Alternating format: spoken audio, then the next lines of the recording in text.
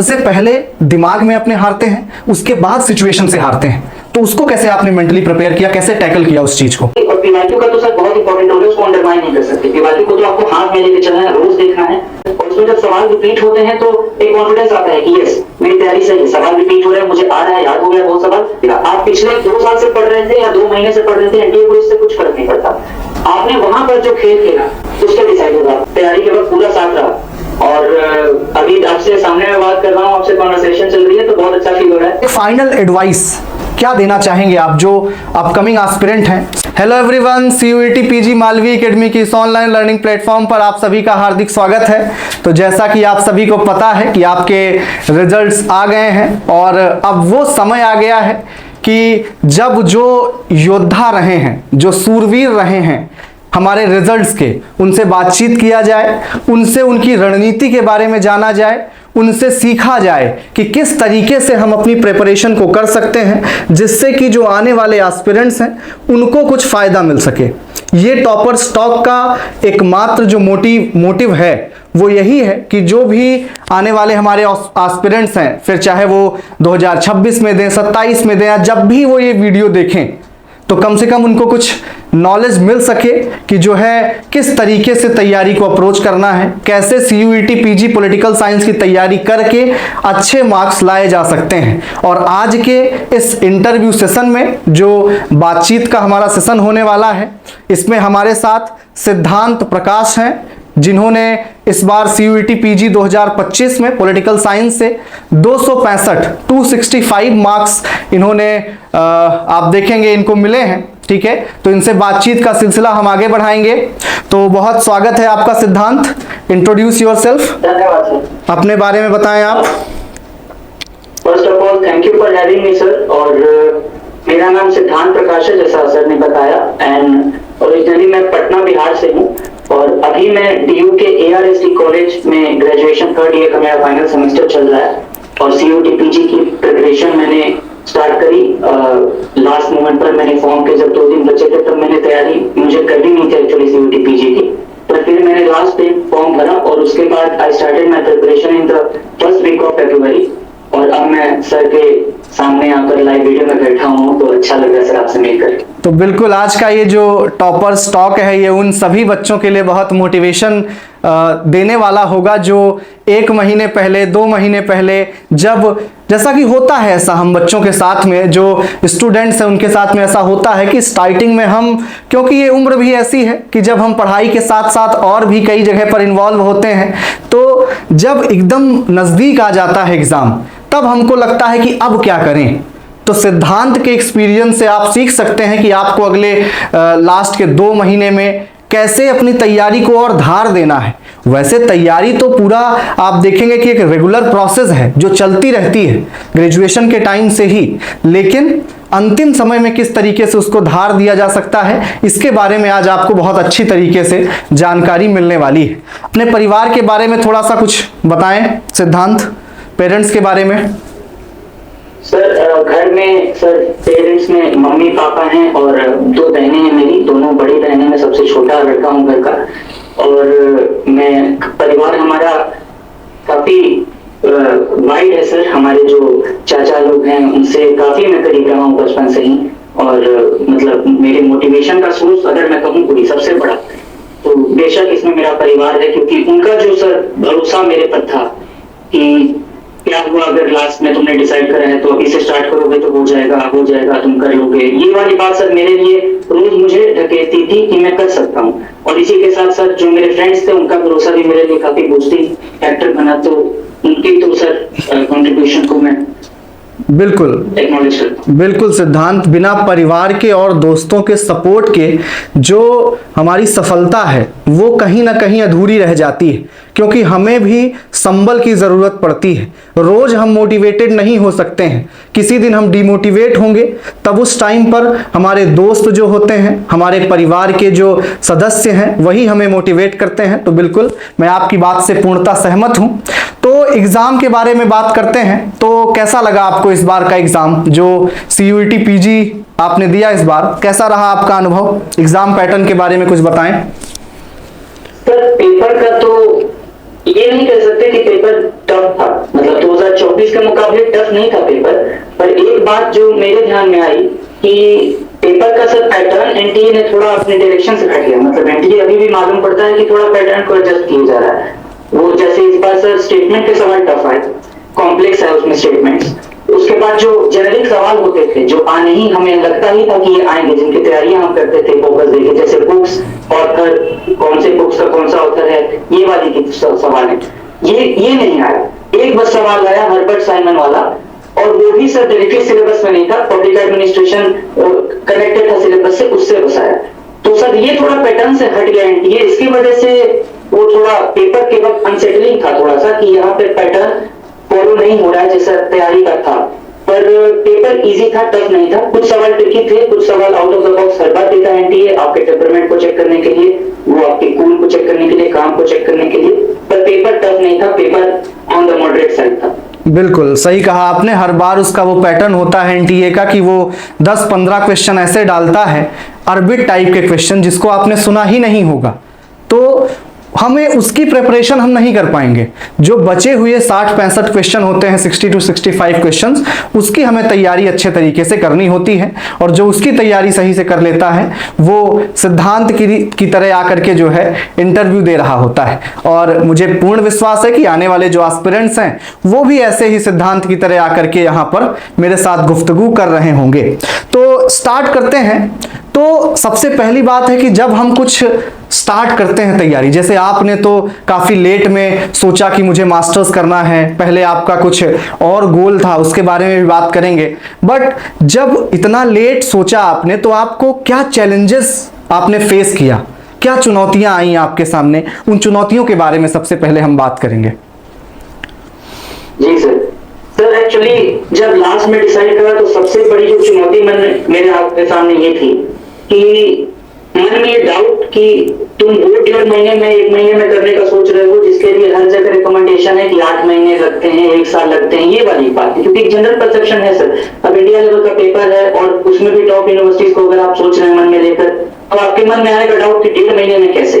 तो ये डाउट का तो सर मैंने बताया कि खुद पर भरोसा होना जरूरी है, ये तो नंबर 1 बात है। वो भरोसा कि मेरे में वो बात है, मैं कर लूंगा, आई कैन डू इट। पर उसके साथ जो परिवार का भरोसा जुड़ा और दोस्तों का भरोसा जुड़ा, तो उसने मेरे इस डाउट का समाधान कर लिया कि यहाँ पे I was well to go, good to go, कि मैं ये वाली बात को हैंडल कर सकता हूँ। फिर जो बात बनी सर परेशानी की, उस वक्त की मोमेंटम बनाने में सर एक समस्या आई। बिल्कुल, क्योंकि पढ़ाई की बिल्कुल जो धुआंधार जो तैयारी वाली आदत है वो थी नहीं, और तैयारी का जब अचानक से डिसाइड किया तो डे 1 से आप पढ़ने लग जाएं अपने पीक मोमेंटम में, ऐसा हो नहीं सकता।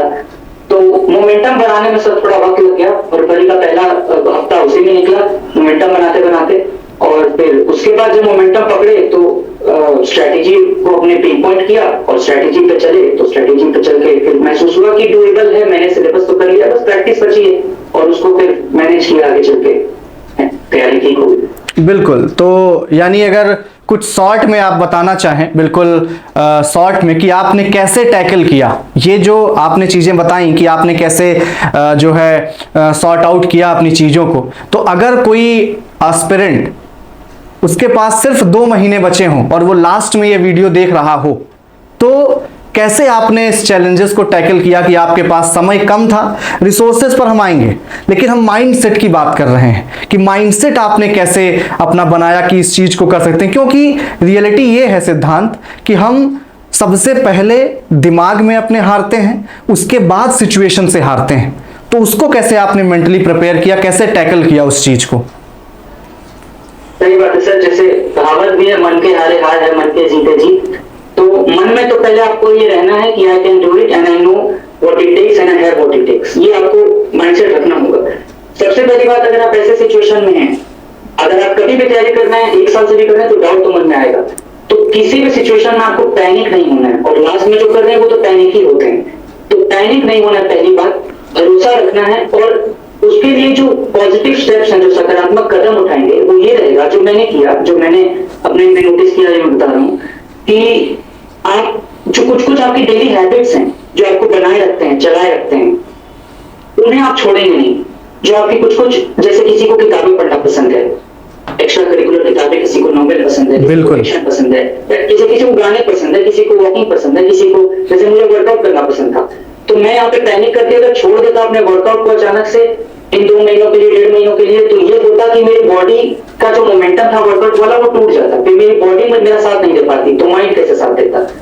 तो मैंने उससे बनाए रखा, मैं जानता था कि उसमें वक्त लगेगा, मुझे हफ्ते में मुझे 4-5 घंटे उसमें देने होंगे, मेरे तैयारी में कहीं खराबी तो नहीं आएगी, ये सब सोचता था।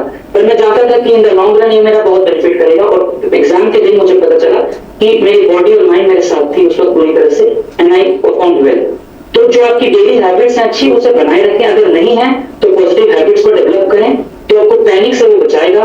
कुछ तो होना चाहिए जो आपको आपके काम स्टेट में ले आए, कुछ तो ऐसा होना चाहिए। आप मेडिटेशन करना चाहें तो कर सकते हैं, आप कुछ भी ऐसा करें, पर you have to stay grounded, you have to stay calm. Panic नहीं होना, ये सबसे बड़ा इसके लिए मंत्र है। उसके बाद तो तैयारी का तो जो ट्राइड एंड टेस्टेड फॉर्मूला है वो आगे हम लोग बात करेंगे। बिल्कुल, मतलब पढ़ाई सिर्फ मोनोटोनस ना होने पाए कि सिर्फ पढ़े जा रहे हैं, पढ़े जा रहे हैं, पढ़े जा रहे हैं। क्योंकि ऐसा होता है ना कि आप 2-4 दिन तो 8 घंटे 10 घंटे पढ़ सकते हैं कि भैया सिर्फ उठे हैं सो करके फिर पढ़ने बैठ गए, खाना खाया फिर पढ़ने बैठ गए, लेकिन लॉन्ग रन में ये हो नहीं पाता है। इसलिए अपने आप को, जैसा सिद्धांत ने बोला कि बिल्कुल अपने आप के लिए समय निकालिए। अगर आपको गाने सुनना पसंद है, आपको जो भी एक्टिविटीज करना पसंद है वो आप जरूर करें, अपने लिए बहुत समय निकालें। बहुत इंपॉर्टेंट पॉइंट है ये। हम रिसोर्सेज की ओर बढ़ेंगे सिद्धांत। तो क्योंकि जब किसी युद्ध में हम जाते हैं, जब भी हम किसी युद्ध में जाते हैं तो हम अपने अस्त्र शस्त्र को पहना रखते हैं, क्योंकि बिना अस्त्र शस्त्र के तो अगर शत्रु सामने आएगा तो वो हम पर वार करेगा, हम घायल हो जाएंगे। तो वो क्या अस्त्र शस्त्र थे, वो कौन से रिसोर्सेस थे जिसको आपने फॉलो किया अपनी तैयारी को मजबूत करने के लिए? बुक्स, नोट्स, जो कुछ भी आपने फॉलो किया वो आप बता सकते हैं। हाँ सर, रिसोर्सेज का हर सिचुएशन में और स्पेशली इस सिचुएशन में रिसोर्सेज को पिन पॉइंट कर लेना और सटीक रिसोर्सेज को फाइनल रखना जरूरी था, क्योंकि थोड़ा भी एरर का मार्जिन नहीं था। बहुत रोप्स वर्क था, टाइट रोप वर्क था सर। तो रिसोर्सेज का मैंने सबसे पहले बैठ कर यही किया कि रिसोर्स मैं फाइनल कर लूं और उसी पे मैं बना रहा हूँ, मैक्सिमम रिविजन करूँ और मिनिमम रिसोर्सेज रखूँ। तो इसमें सर जो मेरे पास बल्कि कुछ उठाने का वक्त इस वक्त था नहीं। मैं अगर बल्कि बुक्स उठाता इन 1.5 महीनों में तो तैयारी ही नहीं हो पाती, मैं एक ही यूनिट कर पाता कोई भी। तो मैंने सर सबसे पहले आईजीपी उठाया और उसमें जो लक्ष्मीकांत मेरे पास पड़ी हुई थी, तो लक्ष्मीकांत के कुछ सिलेक्टेड चैप्टर्स बस उस किताब से मैंने करे लक्ष्मीकांत के, तो उससे मेरा एक फाउंडेशन बहुत अच्छा बना आईजीपी का। और जो टॉपिक्स, जो सीयूटी के टॉपिक्स थे वो मैंने लक्ष्मीकांत में खोजे और उसको डिसाइड करके तैयारी करी। तो एक कॉन्फिडेंस भी बना कि हाँ चीजें समझ रहे हैं और अच्छा बेस बना है आईजीपी का। उसके बाद सवाल भी बन पा रहे थे आईजीपी के सारे। तो उसके बाद मैं समझ गया कि अब और किताब तो उठा नहीं सकते, लक्ष्मीकांत हो गया। उसके बाद जो शॉर्ट सर जो भी रिसोर्सेज थे, यूट्यूब पे मैं गया, उसमें आपका चैनल है, उसमें और भी चैनल जो यूट्यूब पर है जो जहां से पढ़ाई होती है, बिल्कुल वो देखा। और फिर सर जो गाइड्स हैं मार्केट में, फेमस गाइड्स हैं, पीडीएफ और जो टॉप के गाइड्स हैं उनसे पढ़ाई करी। तो मैंने ये तय कर लिया था कि इस वक्त रिसोर्सेज को अभी ही पकड़ लो और उस वक्त बदलो मत फिर बाद में। तो उसको शिद्दत से पकड़ के रिवीजन किया बार बार, रिसोर्सेज का यूट्यूब से करा। और उसके बाद प्रैक्टिस की जब बात आई तो जहां भी जो भी मिला सर, आप ही ने एक बार बोला भी था कहीं वीडियो में कि जहां जो मिले प्रैक्टिस कर लो। बिल्कुल। तो टेलीग्राम पे मिला तो प्रैक्टिस किया, गूगल पे मिला तो प्रैक्टिस किया, यूट्यूब पे मिला तो प्रैक्टिस किया, इजी सवाल मिला तो प्रैक्टिस किया, टफ वाले मिले तो प्रैक्टिस किया, हर तरह के सवाल की प्रैक्टिस की सर। और इसमें जब सवाल रिपीट होते हैं तो एक कॉन्फिडेंस आता है कि यस मेरी तैयारी सही है, सवाल रिपीट हो रहे हैं, मुझे आ रहा है, याद हो गया बहुत सवाल, तो सही है। तो ये वाला सर यहाँ पे स्ट्रेटेजी रही थी मेरे रिसोर्सेज को लेकर। बिल्कुल। तो जैसा कि आप कह रहे थे उसी में मैं एक और पॉइंट आपसे पूछना चाहूंगा, इसी में इंक्लूड करके, कि जो है कह सकते हैं कि पीवाईक्यू का क्या रोल रहा आपके प्रिपरेशन में, और मॉक टेस्ट का क्या जो है रोल रहा, क्योंकि पीवाईक्यू और मॉक टेस्ट बहुत इंपॉर्टेंट होता है। तो आपने कैसे पीवाईक्यू सॉल्व किया, कौन सी टेक्निक के थ्रू सॉल्व किया, इसके बारे में थोड़ा सा बात करेंगे। सर पीवाईक्यू तो आपका मेन स्टे है। अगर कोई भी स्टूडेंट तैयारी कर रहा है वो पीवाईक्यू को इग्नोर करने की सोच रहा है तो वो अपने ही पैर पे कुल्हाड़ी मार रहा है, सेल्फ साबोटाज है वो सर। वो ना करें, पीवाईक्यू को पहले दिन से ही पकड़े। मैंने जब ऐसे तैयारी इस मोमेंट पर डिसाइड किया और सोचा कि अब तैयारी स्टार्ट करूंगा, तो सबसे पहले मैंने किया कि पीवाईक्यू को देखो क्या है पीवाईक्यू में। तो पहले देखा कि 23 का पीवाईक्यू, 22 का पीवाईक्यू, 24 का पीवाईक्यू। तो पता चला कि 23 में टफ आ गया था, 24 में मॉडरेट था। तो पता चलता है कि एनटीए कैसे सवाल पूछ सकते हैं। इस हिसाब से आप कैलिब्रेट करते हैं कि आप किस लेवल की तैयारी करेंगे, किन टॉपिक से ज्यादा पूछ रहे हैं। जैसे एनालिसिस के बाद पता चला सर कि 4 टॉपिक्स हैं, आईजीपी, डब्ल्यूपीटी, आईआर एंड आपके ये वाली टॉपिक्स है, एक और टॉपिक है इसमें आईपीटी। इन 4 टॉपिक्स 5 टॉपिक से मिला के सर 70% सवाल आ रहे। बिल्कुल। तो जाहिर सी बात है कि फिर आप उस पर ज्यादा फोकस करेंगे, आप फिर बाकी टॉपिक्स को ध्यान देंगे पर उसको दूसरी श्रेणी में रखेंगे। बिल्कुल। तो सर उस हिसाब से तैयारी हुई। और पीवाईक्यू का तो सर बहुत इंपॉर्टेंट रोल है, उसको अंडरमाइन नहीं कर सकते। पीवाईक्यू को तो आपको हाथ में लेके चलना है, रोज देखना है। कोई भी टॉपिक की तैयारी करें, पहले पीवाईक्यू देखें उसके, और उस टॉपिक की जब तैयारी हो जाए तो उसके बाद जाकर उसकी पीवाईक्यू को रिविजिट करें कि आपका कैसा बन रहा है इसको। बिल्कुल, बहुत ही अच्छे तरीके से आपने पीवाईक्यू के रोल के बारे में बताया। और मैं भी हमेशा से कहता आता हूं बच्चों को कि पीवाईक्यू बहुत ही इम्पॉर्टेंट है। पीवाईक्यू वो जानना है कि जो एग्ज़ाम हम देने जा रहे हैं उसकी डिमांड क्या है, और आपने बहुत खूबसूरती से उसको एक्सप्लेन किया। ठीक है, तो अब एक बहुत ही भयंकर दुविधा में होते हैं बच्चे, जो मेरे पास बहुत सारे मैसेजेस आते हैं, पूछते रहते हैं मुझसे कि सर कॉन्सेप्ट क्लैरिटी करें या फैक्चुअल उसको मेमोराइज करें। तो दोनों का बैलेंस कैसे बनाया आपने? How to make balance between conceptual clarity and at the same time learn as much as factual data, कैसे कर सकते हैं हम? इसके बारे में थोड़ा सा आप बताएं, जैसे आपने किया, क्योंकि इतना अच्छा स्कोर है तो आपने ज़रूर किया होगा कॉन्सेप्ट क्लैरिटी के साथ साथ फैक्चुअल डेटा भी, क्योंकि दोनों पर क्वेश्चंस आते हैं आपके सीयूईटी पीजी एग्जाम में। सर विदाउट अ डाउट ये एक बड़ी विडंबना है, डिलेमा होता है मन में कि किस पे फोकस करें। कॉन्सेप्ट पे फोकस करेंगे तो फैक्ट्स छूटेंगे, और फैक्ट्स पे फोकस करेंगे तो कॉन्सेप्ट वाले सवाल फिर ब्लैंक हो जाएगा वहां पर। तो सर इसमें मेरा सीधा सा इसमें मैं ये मंत्र देना चाहूंगा कि conceptual clarity combined with factual focus अगर आप लेकर चलते हैं तो ही आपका ये पेपर अच्छे से अटेम्प्ट होगा, वरना 10 सवाल 12 सवाल हमेशा गड़बड़ होंगे। इसमें सर कॉन्सेप्ट की सर जहां तक बात है वो तो सर किताबों से आती है, किताबों की रीडिंग बिटवीन द लाइन्स से आपके कॉन्सेप्ट बहुत क्लियर होते हैं, और मेरे केस में किताब में उठाना अफोर्ड नहीं कर सकता था, तो उसका एक ही मेरा उपाय बचा था सर यूट्यूब। तो यूट्यूब पे मैं गया और कॉन्सेप्ट्स के लिए वीडियोस देखे, टॉपिक्स के वीडियो देखे, डब्ल्यूपीटी के, आईपीटी के, जहां भी वीडियो जिसका अच्छा मिला मैंने देखा, और फिर जो गाइड्स थे उसमें फैक्ट्स का ख्याल रखिए। मैं ये बिल्कुल भी सर रिकमेंड नहीं कर रहा स्टूडेंट्स को, मैं डिस्क्लेमर दे दूं कि आप अपनी तैयारी को गाइड्स पे रिलायंट करते हैं। बिल्कुल सही बात। तैयारी को, हाँ, मैं ये नहीं कह रहा कि गाइड्स पे ही आप टिक जाए। मेरी उस वक्त की हालात ऐसे थे कि मैं जब लास्ट में तैयारी कर रहा था कि ना कॉन्सेप्ट पढ़ा हुआ, कुछ डिटेल में पढ़ा हुआ कॉन्सेप्ट का, तो यहाँ पर तो फैक्ट्स के लिए गाइड्स और प्रैक्टिस बहुत जरूरी है। जितना प्रैक्टिस करेंगे आपके फैक्ट्स उतना ही क्लियर होंगे, उसके बिना आपके फैक्ट्स का कुछ नहीं बनेगा। और कॉन्सेप्ट्स के लिए आपको यूट्यूब पे बहुत सारे हैं, आप उन सकते हैं, और उससे कॉन्सेप्ट आपके अच्छे खासे क्लियर होंगे। उसके बाद आप फैक्ट्स पे उतर जाएं।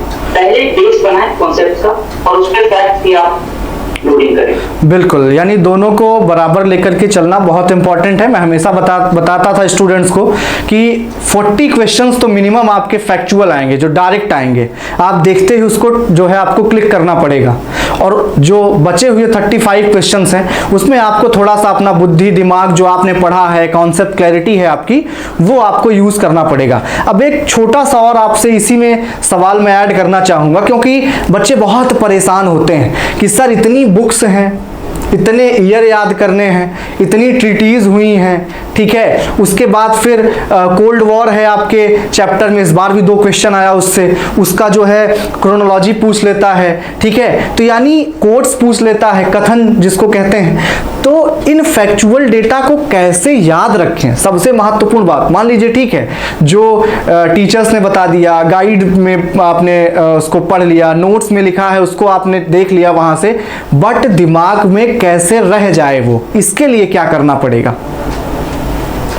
सर इसका तो एक ही सर जो हमेशा का एक ही उपाय रहा है, रिवीजन रिवीजन रिवीजन। बिल्कुल, आप पहली बार में ही बोर हो जाएंगे सर। ये फैक्ट इतने सारे हैं कि स्टूडेंट्स और मैं भी पहली बार क्या दूसरी बार में तो लगा कि अब तो इसके बाद कैसे पढ़ें इसे, पर 2 बार 3 बार 4 बार 5 बार रिवीजन करना ही होगा, उससे कम में काम नहीं बनेगा। रिवीजन इसको बार बार करें, रिवाइज करते रहें, देखते रहें। जो बातें हैं वो जेनेरिक ही हैं, वही बातें हैं, बस उसको इंप्लीमेंट आपको करना है। Revision is the main stay, आप रिवीजन पे टिके रहें। और हाँ, आपको जो फैक्ट्स, जो कुछ बहुत ही आर्बिट फैक्ट्स हैं, जो आउट ऑफ द बॉक्स है, जो याद होने में बहुत दिक्कत होती है, तो उसके लिए मैंने भी किया था, और वो इस कम टाइम में भी आप कर सकते हैं कि आप बुलेट पॉइंट्स बनाएं, आप क्रिस्प नोट्स बनाएं। बिल्कुल भी लाइंस वाले नोट्स की जरूरत नहीं है, और कम टाइम है तो वो तो सुसाइडल हो जाएगा फिर। पर बुलेट पॉइंट जरूर बनाएं, और वो आप रिवाइज करते हैं। अपना लिखा हुआ जब आप पढ़ेंगे तो आपको ज्यादा मजा भी आएगा और याद भी रहेगा बेहतर। तो ये आप करें मुश्किल फैक्ट्स के लिए, और बाकी के फैक्ट्स के लिए रिवाइज करें, प्रैक्टिस करें, और इससे आपका काम बन जाएगा फिर मुश्किल वाले फैक्ट्स का भी। बिल्कुल, यानी रिवीजन इज द की। जितना ज़्यादा से ज़्यादा आप, यानी होता है ना कि जिसकी आवाज़ आप बार बार सुनते हैं, ठीक है, जिसके चेहरे को बार बार आप देखते हैं, वो आपके मेमोरी में क्या हो जाता है, सेट हो जाता है। अब आप अपने पेरेंट्स से जैसे जिस तरीके से बात करते हैं, उनकी आवाज़ एकदम आपके कानों में जैसे एकदम घर कर जाती है। जैसे ही आप दूर से भी सुन लेंगे, आपको पता चल जाता है कि हाँ, ये तो मम्मी की आवाज़ है, ये तो पापा की आवाज़ है। तो वैसे ही अगर आपको फैक्ट्स को भी अपने दिमाग में एकदम उसका घर बना देना है अपने दिमाग में ही, तो आपको उसको भी बार बार देखना पड़ेगा। बिल्कुल एकदम फैक्ट बात है। तो जो नेक्स्ट क्वेश्चन होने वाला है हमारा, लोग कहते हैं ना कि भैया कोई टॉपर है, जैसे आप तो टॉपर हैं, आप वन ऑफ द टॉपर हैं ओवरऑल, ठीक है, तो ये जानना कि टॉपर्स की स्ट्रेटजी क्या होती है। काफ़ी ज़्यादा मतलब ऐसे हाईलाइटेड वर्ड है ये, कि बच्चे जानना चाहते हैं कि सर टॉपर की क्या स्ट्रेटजी होती है, किस तरीके से हम 250 प्लस 260 प्लस स्कोर कर सकते हैं। तो उसके लिए कुछ मूल मंत्र आप बताएं। सर इसके लिए मूल मंत्र ये है कि ये सब देखिए, बातें तो वही हैं, उसको आप किस तरीके से अपने तैयारी में ढालते हैं ये मैटर कर जाता है। कुछ बातें जो मैंने नोटिस की सर, मैं अपने आसपास के एक्सपीरियंसेस से भी बताऊंगा कि आप ये एग्जाम सिर्फ फैक्ट्स का, कॉन्सेप्ट्स का, आपके पढ़ाई का, आपकी मेहनत का नहीं है। ये एग्जाम आपके टेम्परामेंट का भी है, आपके नर्व्स का भी है, आपके काम का भी है।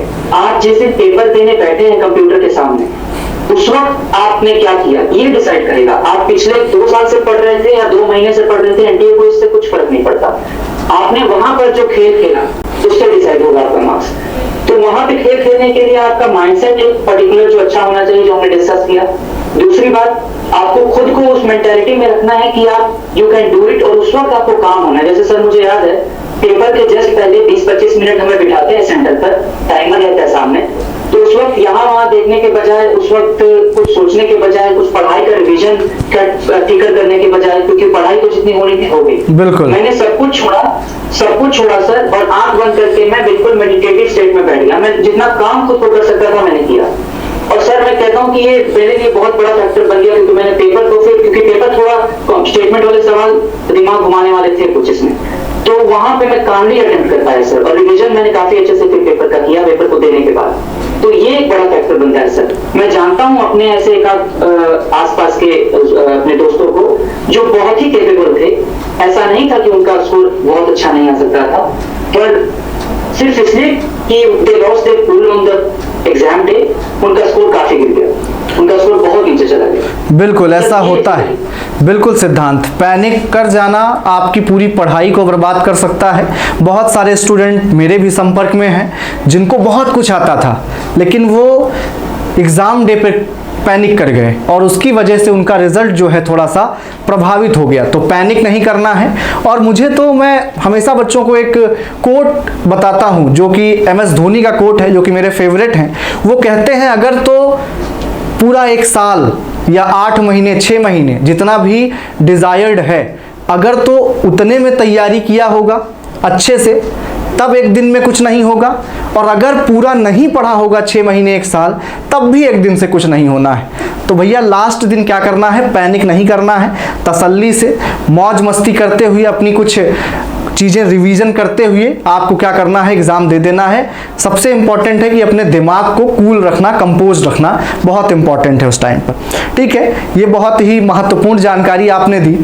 और एक और बात सामने आती है कि बच्चे कहते हैं कि सर ग्रेजुएशन का क्या इम्पोर्टेंस है CUET PG में, क्योंकि ग्रेजुएशन में हम वही सब्जेक्ट्स पढ़ रहे होते हैं, उन्हीं यूनिट्स को पढ़ रहे होते हैं, बट बच्चों को फिर भी लगता है कि सर ग्रेजुएशन में नहीं हो पाया। तो अगर अभी कोई ग्रेजुएशन में है और वो तैयारी करना चाह रहा है, वो फ्यूचर एस्पिरेंट है, तो उसको क्या संदेश है कि ग्रेजुएशन को कैसे मैनेज करना चाहिए, आपको कैसे फायदा कर सकता है ग्रेजुएशन आपके इस एग्जाम में? सर इसमें मेरा ये अप्रोच रहेगा कि अगर आप ग्रेजुएशन में भी हैं तो सारी फिक्र को छोड़ के ग्रेजुएशन पे फोकस कीजिए। अगर आपका सेम सब्जेक्ट है, जैसे मेरा हिस्ट्री और पॉलिटिकल साइंस का कॉम्बिनेशन था, बिल्कुल, तो मुझे तो सर वैसे तो मेरे तो दूर दूर तक ख्याल में भी नहीं था कि मुझे सीयूटी पीजी कभी देना भी है, तो मैं तो बेफिक्र था। मैंने तो लास्ट फॉर्म भरने वाले दिन फॉर्म भरा, पर बाकी जिनको पता भी है कि मुझे देना है और ग्रेजुएशन में है, तो उन्हें शुरू से परेशान होने की जरूरत नहीं। अभी ग्रेजुएशन पे फोकस करें, अच्छी किताबें पढ़ें और अपने सेमेस्टर एग्जाम्स को अच्छे से अप्रोच करें, अपनी राइटिंग स्किल्स को बेटर करें, रीडिंग स्किल्स को बेटर करें। उनसे उनके जो जरूरी क्वालिटीज हैं इस एग्जाम को अप्रोच करने के लिए वो आ जाएंगे ऑटोमेटिकली। जब इस पेपर की बारी आएगी और जब सही वक्त पे तैयारी स्टार्ट करेंगे, तो फिर वो अपने आप जो उनका बेस बना हुआ है वो उनको काम करेगा और उसके ऊपर बस उन्हें फैक्ट्स, रिवीजन, प्रैक्टिस इनको डालना होगा और उनकी तैयारी सही हो जाएगी। बिल्कुल, एकदम परफेक्ट आपने बोला। बिल्कुल, पहले आपको ग्रेजुएशन पर फोकस करना चाहिए, उसके बाद आप लास्ट सेमेस्टर में जब होंगे, क्योंकि कुछ टाइम पहले, मिनिमम 6 महीने पहले तो आपको आइडियली तैयारी स्टार्ट कर देनी चाहिए। ठीक है, अगर कुछ समस्याएं हैं, ठीक है, तब भले ही आप 1-2 महीने में करें, बट आइडियली आपको पहले से थोड़ा बहुत स्टार्ट करना, पढ़ना स्टार्ट कर देना चाहिए। ठीक है, तो ये हो गई बातें। ठीक है, अब एक जो महत्वपूर्ण बात है, 1-2 पहलू पर हम लोग और बात करेंगे, उसके बाद फिर, क्योंकि हम काफ़ी बातचीत कर चुके हैं, काफ़ी इंपॉर्टेंट पॉइंट्स पर हम बात कर चुके हैं, कुछ लास्ट के 2-3 पॉइंट्स पर और बात करेंगे। जैसे हमने पढ़ तो लिया बहुत, आपने इसे 2 महीने में पढ़ा, किसी ने 4 महीने में पढ़ा, किसी ने 6 महीने में पढ़ा। लास्ट टाइम में उसको रिवाइज कैसे करें? बहुत समस्या आती है कि सर कैसे रिवीजन करें, इतने फैक्ट्स हैं, इतने कॉन्सेप्ट हैं। पता चला प्लेटो को पढ़ने जाते हैं, अरस्तु छूट जाता है, अरस्तु को पढ़ने जाते हैं, उधर अपना गांधी जी गुस्सा हो जाते हैं, उसके बाद आईआर में कोल्ड वॉर पढ़ने लगे तो थ्योरी सताने लगती है, और सब कुछ इधर ये देखने लगे तो वो जो छोटे छोटे टॉपिक्स हैं जिसमें से 2-4 क्वेश्चन आते हैं उनको भी नहीं छोड़ सकते हैं हम। तो कैसे बैलेंस बनाएं रिवीजन का लास्ट टाइम में? सर इसमें आपको फिर एक मैं बात अपनी तैयारी से याद दिलाना चाहूंगा कि मैंने तैयारी करी तो शुरू में मैंने कुछ भी नोट्स नहीं बनाए, क्योंकि मैं उस वक्त इतना घबराया हुआ था कि मेरे पास वक्त ही नहीं है। तो मैंने सोचा कि नोट्स क्या बनाऊं, मैं पढ़ लेता हूँ, प्रैक्टिस कर लेता हूँ, तैयारी हो जाएगी। पर लास्ट के 10 दिन आते आते मैंने बुलेट पॉइंट्स बना लिए थे। तो मेरे पास जब 2-3 दिन बचे थे ना, तो मुझे इंपॉर्टेंस पता चला कि जो बुलेट पॉइंट्स मैंने बनाए हैं टैक्स के, इनका क्या रोल है। क्योंकि मैं इन्हें जब विजिट करता, पीडीएफ में 300 पेज का पीडीएफ है, उसमें मैं इस बुलेट पॉइंट्स को छांट नहीं पाता। तो इसके लिए यही मेरा सुझाव रहेगा एस्पिरेंट्स को कि वो घबराए नहीं। आप हमेशा जितना सोच रहे हैं उससे बेहतर आप जान रहे हैं। आपने पढ़ा है, बैक ऑफ द माइंड आपके है, आपको बस उसे ब्रश ऑफ करना है, थोड़ा सा ऊपर से उसकी पॉलिशिंग करनी है। तो उसके लिए आप अरिस्टो पढ़ रहे हैं, अरिस्टोटल है, प्लेटो भूल जा रहे हैं तो घबराए नहीं। प्लेटो जब आपका सवाल आएगा तो आपका रिकॉर्ड हो जाएगा अगर आपने रिवाइज किया है तो। बिल्कुल। और उसके लिए बस आपको देखना है। सर एक बात हमें माइंड में रखना चाहिए इस एग्जाम के लिए कि ये एक एमसीक्यू पेपर है। आपको अगर क्लू भी है तो आप टिक लगा सकते हैं। कुछ सवालों को अगर छोड़ दें जो टफ आते हैं स्टेटमेंट वाले, तो उन्हें छोड़कर बाकी आप 55 सवाल में तो आराम से खेल सकते हैं अगर आपको क्लू है तो भी। तो सर इसमें आपको डीप डिगिंग की जरूरत तो है नहीं। आपने अगर पढ़ा भी अच्छे से और उसे देख भी लिया अच्छे से, बार बार आपके नजरों के सामने आ रहा है। और उसका सर मैं बेस्ट तरीका बताऊंगा, बार बार उन पीडीएफ को, सोर्सेस को, किताबों को उठाने से अच्छा है प्रैक्टिस करते रहे आप। वो सवाल आपके सामने आते रहेंगे, माइंड आपका ओरिएंटेड रहेगा क्वेश्चंस बनाने के लिए, वो करते रहें तो रिवीजन ऑटोमेटिकली होता है। सर अक्सर हम लोग समझते हैं रिवीजन का मतलब उन्हीं चीज को वापस से पढ़ देना, पर इस तैयारी में, एमसीक्यू की तैयारी में प्रैक्टिस भी अपने आप में बेस्ट तरीका है रिवीजन करने का। तो अगर आप एमसीक्यू लगा रहे हैं, इजी लगा रहे हैं, मुश्किल लगा रहे हैं, तो आपको पता चल रहा है कि आप प्रैक्टिस कर रहे हैं, रिवीजन हो रहा है और and you are good to go for this paper. बिल्कुल, जब एमसीक्यू आप सॉल्व कर रहे होंगे तो ऐसा भी होता है ना कि उसमें 4 ऑप्शन है।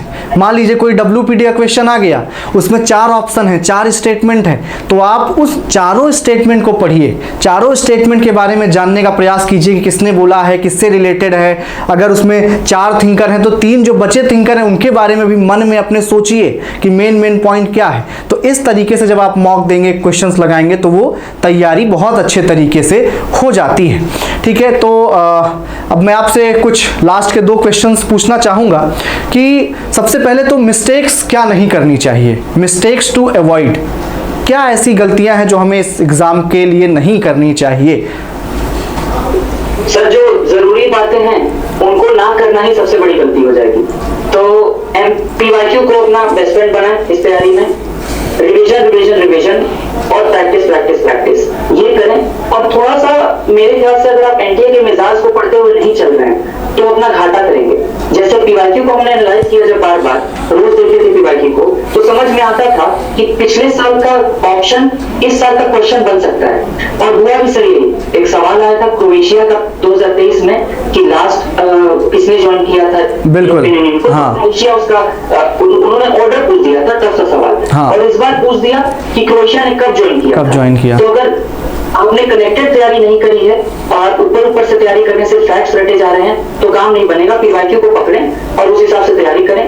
और गलती में ये ना करें कि खुद पर कभी भी डाउट आए तो उससे डाउट को हावी ना होने दो, खुद पर भरोसा बनाए रखें। आप तैयारी कर रहे हैं, पेपर आपका अच्छा जाएगा। पेपर मुश्किल नहीं आता, कुछ बातों का बस ध्यान रखना है आपको कि एनटीए पैटर्न को शिफ्ट कर रहा है थोड़ा, तो उस हिसाब से आपको तैयारी को कैलिब्रेट करना है। और जो आपके मेंटर्स हैं उनके गाइडेंस में आपको रहना है अच्छे से, तो they will do the best for you. बिल्कुल, ना ही आपको अंडर कॉन्फिडेंस होना है और ना ही आपको ओवर कॉन्फिडेंस होना है, क्योंकि दोनों ही जो अति है। हम तो अरस्तू के विद्यार्थी हैं, हम पॉलिटिकल साइंस के स्टूडेंट हैं, हम गोल्डन मीन की बात करते हैं, हम एक्सट्रीम को दरकिनार करते हैं। तो इसलिए दोनों का बैलेंस बना करके चलना बहुत इम्पॉर्टेंट है। अब मैं आपसे ये जानना चाहूँगा कि मालवी एकेडमी ने किस तरीके से आपकी तैयारी में मदद किया, कैसे हेल्पफुल रहा, उसके बारे में अगर आप अपना कुछ एक्सपीरियंस शेयर कर सकें तो। सिद्धांत सर, तैयारी के शुरुआती फेज से ही तो मैंने बताया कि YouTube पे मैं सीधा आ गया कि भाई खोजो कुछ मिले अच्छा। तो उस वक्त आप शुरू से ही आपका देख रहा हूँ और चेहरा आपका बिल्कुल ऐसा है जैसे तैयारी के वक्त पूरा साथ रहा। और अभी आपसे सामने में बात कर रहा हूँ, आपसे कॉन्वर्सेशन चल रही है तो बहुत अच्छा फील हो रहा है। और आपकी जो वीडियो लेक्चर्स आए थे यूट्यूब पर वो मैंने देखे थे सारे, जो WPT आपने कवर कराया था, IPT कवर कराया था, फिर बाद में आपने जो वन शॉट्स लाए थे और जो प्रैक्टिस कराया था और एग्जाम के पहले जो मैराथन्स हुए थे, उन सबको मैं देख रहा था। और उससे कॉन्सेप्ट की क्लैरिटी तो मेरी अच्छी हो गई थी मुझे, मतलब जिन भी टॉपिक्स में मैंने देखा और उससे मुझे फायदा बहुत हुआ, प्रैक्टिस में मुझे फायदा बहुत हुआ सर। बिल्कुल, तो मैं सर रेडी रहूंगा।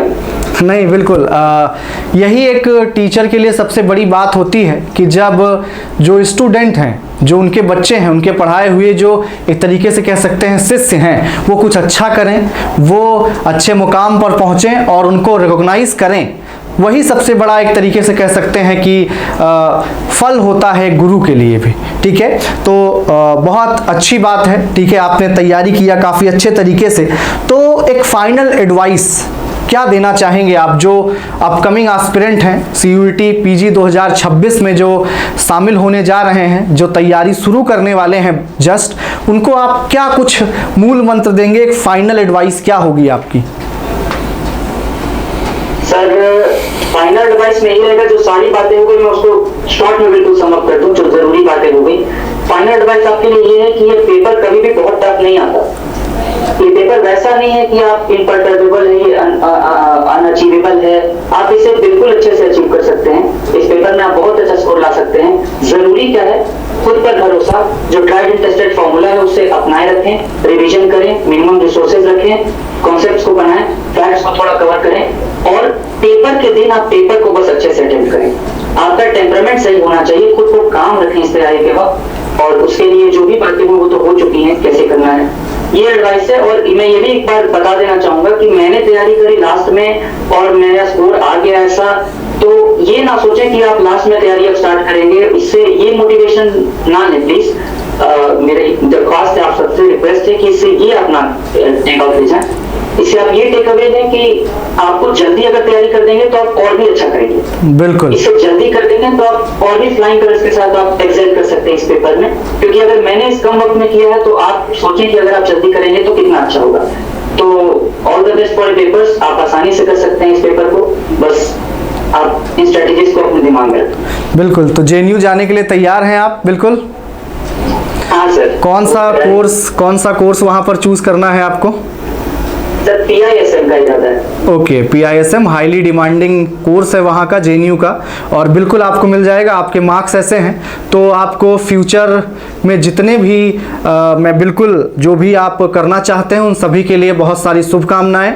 और इस अचीवमेंट के लिए जो भी आपने अभी हासिल किया है, क्योंकि हर एक अचीवमेंट बहुत बड़ी होती है, क्योंकि छोटी छोटी अचीवमेंट से ही आप बड़ी अचीवमेंट तक पहुंचते हैं। तो जो भी आपने सपने देख रखे हैं, ईश्वर करे वो सारी चीज़ें आपकी पूरी हों। आपको भविष्य के लिए बहुत सारी शुभकामनाएं। बहुत बहुत धन्यवाद, काफ़ी अच्छा लगा आपसे बात करके। थैंक यू सो मच सिद्धांत। मुझे भी बहुत अच्छा लगा सर बात करके। ओके सिद्धांत, thank you so much. Thank you. Thank you.